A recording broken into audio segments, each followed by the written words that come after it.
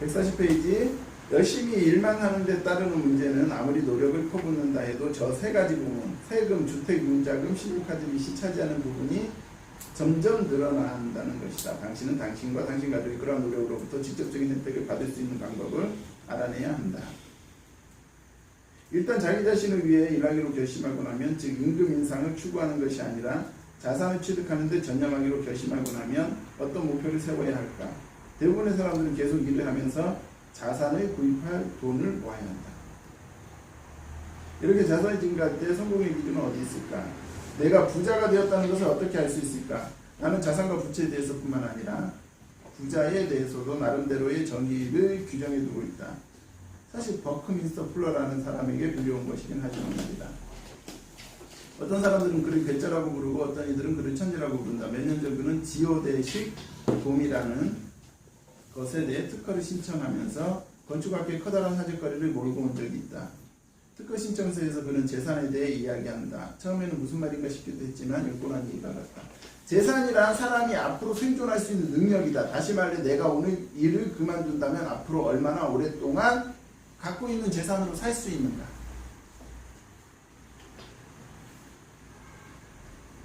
그래서 부자는 뭐냐면요, 내가 오늘 일을 관둬도 죽을 때까지 내가 갖고 있는 재산으로 살 수 있는 사람들은 부자인 거예요. 근데 그 전에 고갈되면 그 부자가 아니에요. 선생님, 내가 각자 계산해 봐야지. 내가 지금 한 달에 얼마씩 쓰고 있는데 내가 갖고 있는 재산으로 몇 년을 버틸 수 있는가를 한번 각자 계산해 보세요.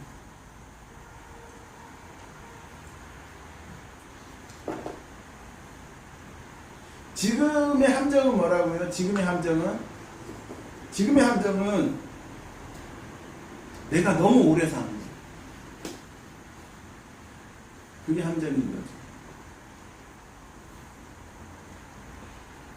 나는 85세 되면 죽을 거라게 계획해가지고 이제 계산을 해놔뒀어. 근데 내가 90살을 살아버리면 5년 동안은 거지로 살아야 되는 거죠. 그런 게 위험해지는 거죠. 다른 건 다 우리가 정확하게 계산할 수 있어. 정확하게 계산할 수 없는 건 뭐냐고? 내가 언제 죽는지. 그러니까 우리가 계산을 빠듯하게 해놓을수록 위험한 거지. 아주 널널하게 계산을 해놔둬야 된다는 말이에요. 그건 무슨 말이에요? 내가 생각하는 것보단 재산이 많아야 돼. 순자산, 즉 자산의 부채를 제한 부는 값비싼 쓰레기와 가치에 대한 개인적인 견해로 이루어진다. 반면에 플러의 정의는 정확한 측정 기준을 정할 수 있는 가능성을 제시한다. 재정적 독립을 이룬다는 목표에 얼마나 가까이 접근해 있는지 측정할 수 있는 것이다. 순자산은 종종 현금을 창출하지 않는 자산을 포함한다. 가령 당신이 사서 차고에 처박아둔 물건 같은 것들 말이다. 그러나 플러의 정의는 당신이 돈이 얼마나 많은 돈을 만들어주는지, 그래서 당신의 재정적 생존 가능성이 얼마나 되는지를 측정한다. 재산은 자산 부분과 지출 부분의 현금 흐름을 비교해 측정하는 것이다. 예를 들어보자. 가령 내 자산 부분에는 한 달에 $1000의 현금이 움직이고 있다. 그리고 내 매달 지출액은 $2000다. 그렇다면 내 재산은 얼마인가?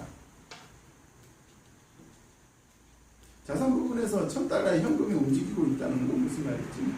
생긴다는 거야. 생긴다는 말이겠죠?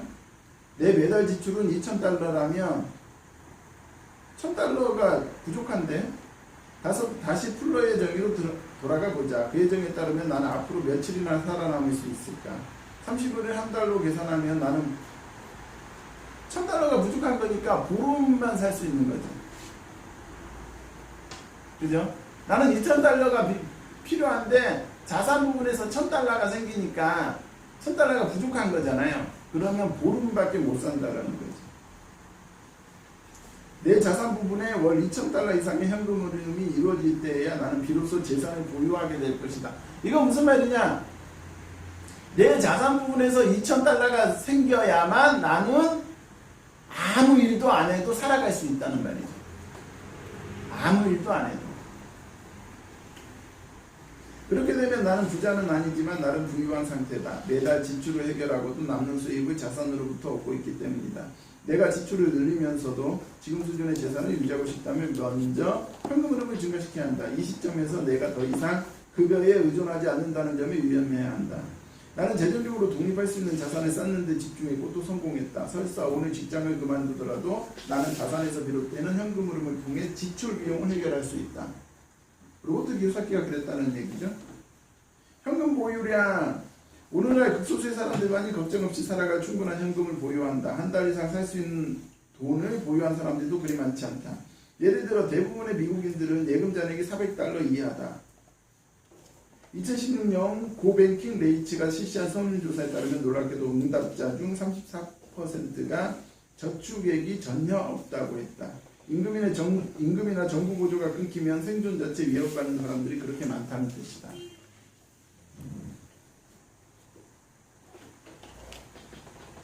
그러니까 지금 위험한 건 그거죠. 연금들이 고갈되고 있기 때문에 국가에서 우리한테 주는 연금들, 노인연금, 그 다음에 아동수당, 이런 것들이 청년수당은 뭐 안 줘도 상관이 없으니까. 근데 그런 것들이 만약에 끊기게 되면 어떡할 거냐는 거죠.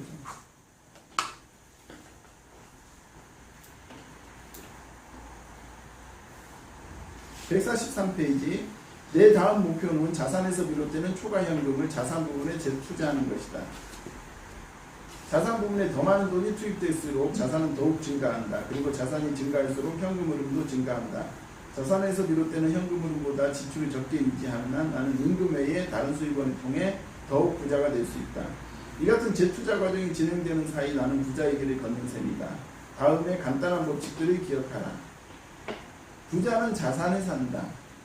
가난한 이들은 오직 지출만을 한다. 중산층은 부채를 사면서 그것을 자산이라고 여긴다. 그렇다면 나 자신을 위해 일하려면 어떻게 해야 할까? 해답은 무엇일까? 다음 장에서 맥도날드 창업자의 이야기를 들어보자. 144페이지 부자과 다시 읽기. 왜 금융지식을 배워야 하는가? 145페이지 다섯 번째 줄. 중요한 건 교육과 학습 능력이고, 다섯 번째 줄 밑에 그래서 부자가 되고 싶으면 돈에 대한 지식을 쌓으셔야 되고. 질문 좀. 네. 아까 143페이지에 중산층은 부채를 사면서 그것을 자산이라고 여긴다 이렇게 나왔잖아요. 중산층은 외제차라든가 비싼 차 사가지고 그걸 자산이라고 얘기하잖아요. 집하고. 그거를 팔면 다시 나한테 현금이 생기니까 그렇게 생각하는. 자산은 현금 흐름을 갖다 주는 거여서 그렇게 생각한다고 중산층이. 부채를 우리가 집을 사가지고 사면서 했을 때 그러니까 잘못 그럼 생각하고 아까 있다는 거죠. 그 저기서 나왔던 그 부채하고는 좀 다른 개념으로 봐야 되나요? 네? 그러니까 그 선생님이 말씀하실 때 자산은 부채도 자산이라고 이제 얘기를 하시죠. 이건 나쁜 부채잖아요. 요건 나쁜 부채 얘기하는 네. 거죠. 그러니까 여기서 자동차나 뭐 그런 네, 소비하는. 저기서 얘기하는 좋은 부채, 나쁜 부채. 좋은 부채는 뭐다? 현금 흐름을 발생시켜주는. 네. 네, 임대주택은 내가 이자를 갖다 주지만 내가 다른 사람한테 임대료를 받을 수 있잖아요. 네, 그러니까 내가 다른 사람한테 받은 임대료로 이자를 갚는 거기 때문에. 자, 우리가 명심해야 돼요. 공산당들은, 사회주의자들은 뭐라고 생각하냐면, 내가 지금 보세요. 내가 임대주택을 샀어. 임대주택을 샀죠? 근데 내가 이거를 사가지고 은행에다가 이자를 주잖아요.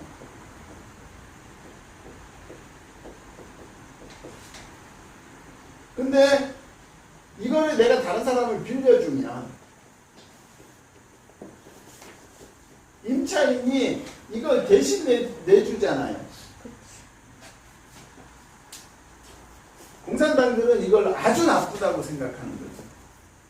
왜냐하면 왜 네가 낸 돈은 왜 가난한 사람한테 대신 내라고 하냐 이렇게 생각한다라는 거예요. 이런 거 어떻게 생각하세요?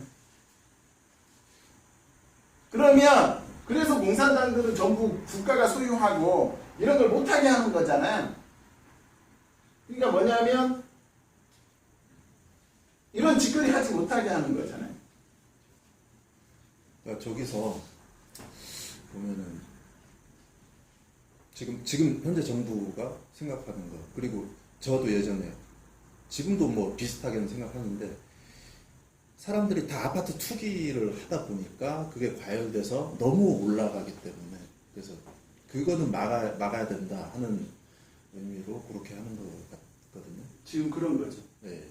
아니 그건 그런데 네. 문제는 뭐냐면 이걸 나쁘다고 생각해서 하다 보면 결국은 해결책은 공산당처럼 이걸 못하게 막는 방법밖에 없잖아요. 이걸 조금이라도 허용하면 아까 선생님 얘기했듯이 그런 일은 발생하거든. 그럼 규제를 안 해버리면 이제 다 사버리니까. 그러니까 나도 처음에는 옛날에는 이게 이상하다고 생각했었거든요. 근데 지금은 내가 이걸 이상하다고 생각하지 않는 이유는 뭐냐면, 만약 이런 일들이 발생하지 않으면 사회가 발전하지 않아요. 왜냐하면 이런 건 문제가 되겠죠. 그 이자보다도 훨씬 많은 돈을 우리가 임차인들한테 내게 한다면 이건 문제가 되겠죠. 근데 우리가 그 산업 발전이라는 건 이런 과정을 통해서 아까도 얘기했잖아요. 누군가 자본을 가지고 그걸 해서 자산화하는 과정. 이런 과정이 없으면 국가의 GDP라든가 이런 건 발전하지 않는다라는 거죠. 그러면 어떻게 되냐면 사회주의 국가나 개발도상국처럼 가난해진다라는 거죠. 전부가 다. 그러니까 만약에 공평하게 살면서 다 같이 잘 살 수 있는 사회가 있다면 그건 해결책이 돼요. 근데 문제는 뭐죠? 아직 지구상에는 그런 사례가 없어버리니까 문제가 되는 거죠. 지금 만약에 그런 거를 이룩한 국가가 있다면 지금 어마어마하게 관광으로 먹고 살걸요. 다 거기 뭐 하러 가야 되잖아. 그런 걸 뭐라고 하죠? 우리 가서 보는 걸? 체험 같은 걸 뭐라고 하죠? 저 누구네 가잖아. 국회의원. 그런 거 뭐라고 하더라? 그 국가 가서 보고 오는 거. 견학. 네. 견학 이런 거. 근데 아직은 이런 식으로 하면서 다 같이 잘 살고 국가도 잘 사는 그런 사례는 지금 지구상에 없어요. 역사 이래로. 이제 뭐 그런 거를 누가 발명하거나 어떤 국가가 그걸 만들어내면 어마어마한 사례가 되겠죠. 146페이지. 그래서 로버트가 말하는 제1법칙은 자산과 부채의 차이를 알고 자산만 구입하셔야 돼요. 아까 동원 선생님이 얘기했던 특히 헷갈리지 말고 좋은 부채하고 나쁜 부채를 이제 구분하셔야 돼요. 좋은 부채는 뭐다? 현금 흐름을 발생시키는 부채. 나쁜 부채는 내가 돈을 갚아야 되는 부채. 현금 흐름은 발생하지도 않고, 물론.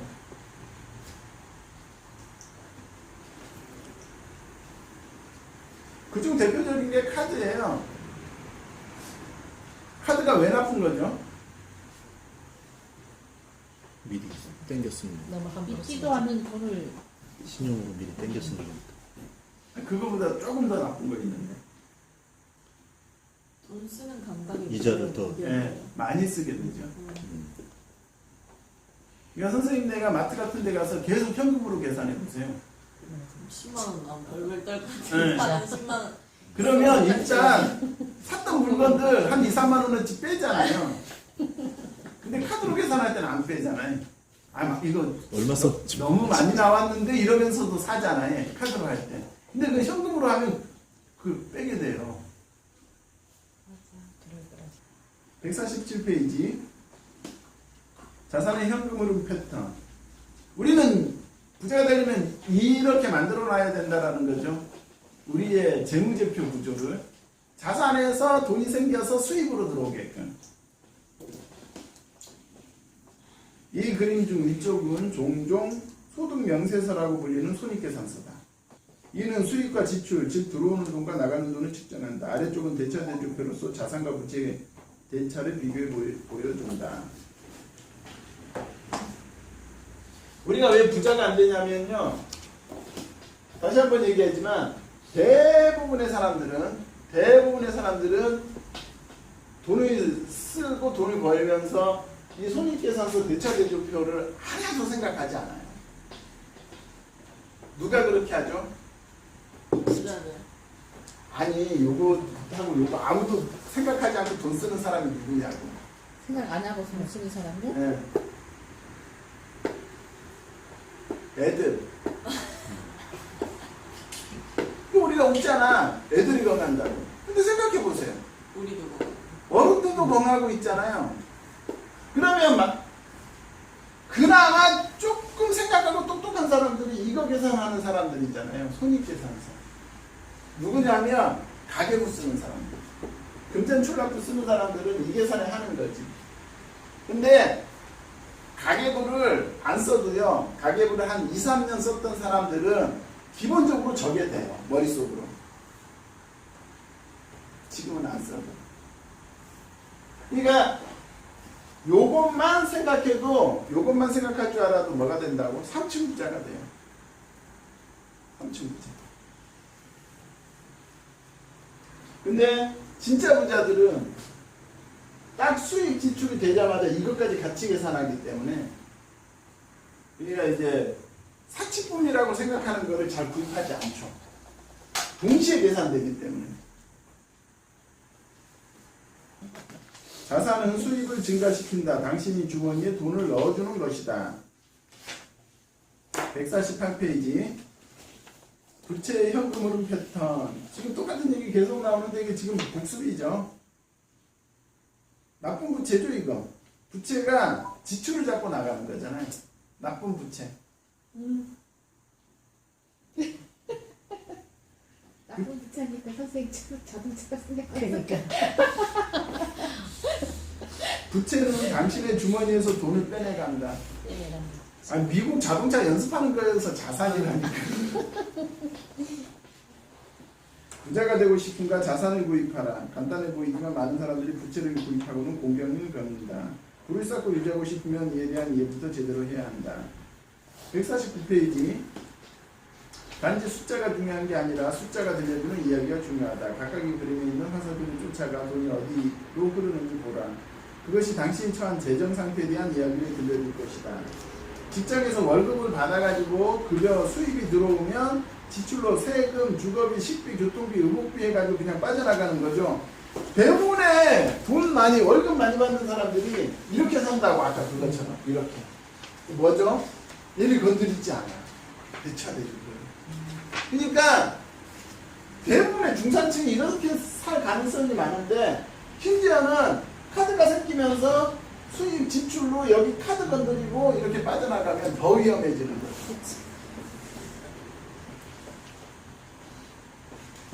너무 위험해요. 그러니까 오히려 가난한 게 나을 수도 있어요. 왜? 부채는 안 건드리거든. 근데 중산층들은 카드를 쓰면서 부채를 막 건드려요. 야, 스키 캠프 가자 해가지고, 그죠? 아, 일단 카드로 긁으면 되지. 3개월 무이자가. 우리 학부모 중에 이런 여행을 가족이 갔다 왔는데 그 1,000만 원이 넘게 들었대요. 12개월로 끊어서 갔다 왔다고. 12개월 할부로? 그럼 매달 100만 원씩 빠지겠네 거의. 80, 90만 원. 근데 내 가족이 가면 되게 진짜 싸게 1,000만 원 넘게 들어요. 2,000만 원 가까이 들걸요. 되게 싸게 샀네. 그렇죠. 1,000만 원, 1,몇백만 원. 은행 아니 자유여행으로 왔습니다. 안 아니구나. 아무튼 되게 싸게 갔네. 여하튼 자산을 구입하자.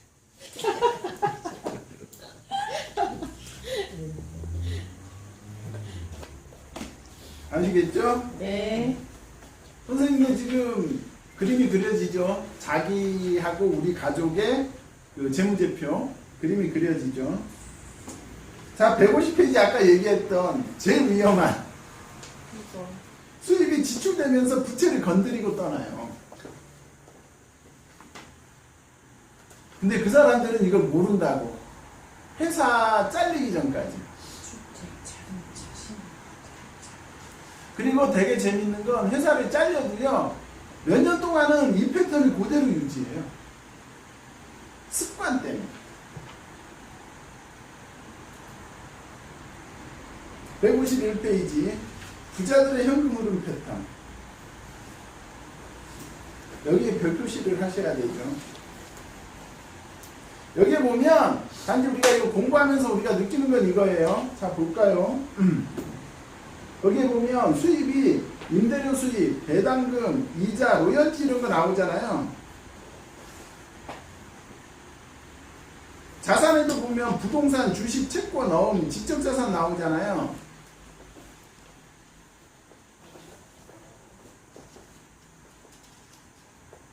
이게 우리나라 같은 경우는 이제 주식이 끝났다고 보셔야 되고요. 채권도 끝났다고 보셔야 돼요. 왜냐하면 지금 사회화되면서 국가 부채, 정부의 부채가 엄청나게 많아지고 있거든요. 그러면 국가의 채권이 나쁘겠죠? 우리 국가의 채권 신용도가 지금 나빠지고 있겠죠? 그러면 채권도 장기 투자하는 건 위험할 거고. 그러면 지적자산하고 부동산인데, 그죠? 근데 우리는 여기 계신 분들은 책 쓸 수 있는 능력 없으시죠? 나중에 자, 작곡할 수 있는 능력 없으시죠? 발명할 능력 있으세요? 다 없죠? 그럼 마지막 남는 건 뭐예요? 부동산, 임대수입. 그래서 저는 이거 공부할 때 20년 전에 이건 아니다. 나도 책을 써야 되나 이런 고민을 했었는데요. 근데 있잖아 이제 유튜브. 청년대대는 아직 멀었어요. 100년도 안 돼. 이거를 계속 읽다 보면은요, 결국 나중에는 알게 되는데, 여기에서 로열티, 이자, 배당금을 받으면 좋다는 말이고, 결국은 이 책이 얘기하는 건 뭐냐면, 임대 수입만 잘하셔도 된다는 말이에요. 수입이 엄청 비싸요. 오피스텔이 있는데, 비싸니까. 근데 이거 말고요, 최근에 생긴 게 요거 있잖아. 도시형 생활주택. 그 다음에 수익형 오피스텔. 무슨 숙박 뭐도 있는데. 아니, 주거형 오피스텔. 주거형 오피스텔. 주거형 오피스텔이죠. 요새 조금 맞춰 싸게 네. 많이 분양되니까 그 다음에 또 하나가 너무 많아. 너무 많이 생기네. 생활형 숙박시설. 생활용 숙박시설. 요새 요거 만들어지는 거 이런 것들 이것만 있는 거 아니에요? 그거 아니고 이게 섞여 있어요. 세 개. 응. 근데 내가 하나 산 게 저 신제주에 있는 모디움 요게 뭐냐면 요거거든요. 생활용 숙박. 응. 우리 이타스도 그건 것 같은데. 이타스도. 응. 이게 좋은 게 뭐냐면 이게 왜 좋으냐면 숙박시설이잖아요. 생활용 숙박시설.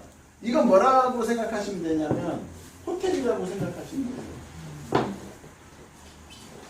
그래서 얘는 1가구 2주택이 안 들어가요. 그리고 다 100% 사업자 등록을 하셔야 돼요. 그래서 이거를 잘 이용하시면 되게 좋으세요. 이거는 사고 팔고 해도 저 뭐에 해당이 안 돼. 주택이 안 들어가기 때문에. 1가 2주택이 안 된다. 네.